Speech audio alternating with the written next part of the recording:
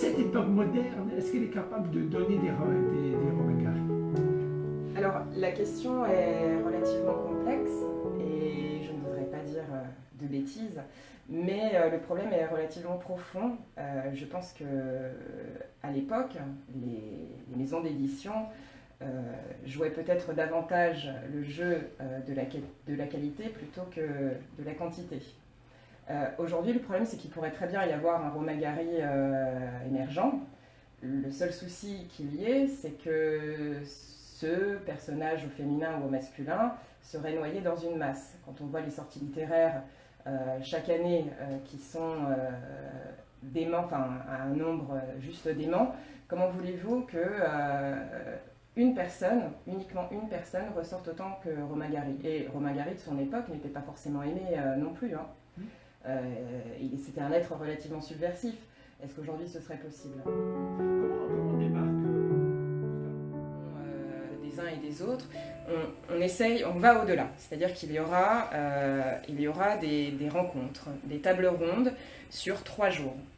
Des rencontres avec les auteurs, des rencontres avec des maisons d'édition, des rencontres avec des poètes qui aussi font de la musicologie.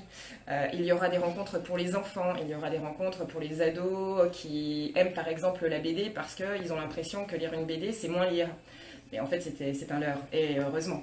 On aura des rencontres autour, évidemment, des spécialistes de Romagari. Il va y avoir des rencontres, et on souhaite que les gens se rencontrent réellement. Les gens pourront déjeuner sur place, donc pouvoir boire un verre avec l'auteur qu'ils suivent depuis des années et à qui ils aimeraient serrer une poignée de main ou simplement discuter, je sais pas, de tout ce qu'ils veulent en fait.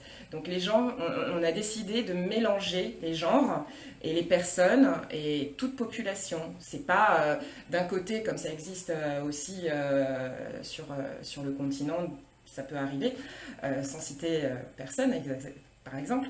Mais certains festivals, les auteurs mangent à un tel endroit, les visiteurs mangent à un autre endroit, les gens sont séparés. Et en fait, à force de parler avec les auteurs de manière générale, eux-mêmes sont dans l'envie de rencontrer leurs lecteurs, de cet échange. Donc ils pourront boire un verre de vin, une bière, ce qu'ils veulent en tout cas, mais partager un vrai moment. C'est la fête, mais c'est pas la fête avec d'un côté les uns et de l'autre les autres. Ça, c'était pour vous. Ensuite, merci. Je vous en prie. Ensuite, pour vous, pour ce dont on parlait des partenariats, on a eu très rapidement le soutien du Centre culturel Leclerc. François Padron a très vite pris part dans ce projet, puisqu'il a un très très bon centre culturel qui est relativement bien aménagé, et il s'est proposé d'être notre partenaire, donc on a bien évidemment accepté. On a également RCFM qui nous soutient également pour le festival et qui sera présent pour les tables rondes. Voilà. On a évidemment la commune de Sarola-Carcopine qui nous suit à travers Alexandre Sarola et qui nous soutient au niveau humain. On a fait des demandes de subventions à la CTC, entre autres. Pour l'instant, nous sommes en attente, puisque bon, il y a eu le Covid entre-temps, donc malheureusement, les délais qui étaient prévus au départ ont augmenté, et donc pour l'instant, nous sommes sans réponse, mais a priori, c'était relativement bien accueilli. Enfin, j'espère ne pas dire de bêtises. Pareil pour l'OIT, on a été très bien accueillis très vite. On est un petit peu en attente là, suite aux problématiques liées au Covid-19.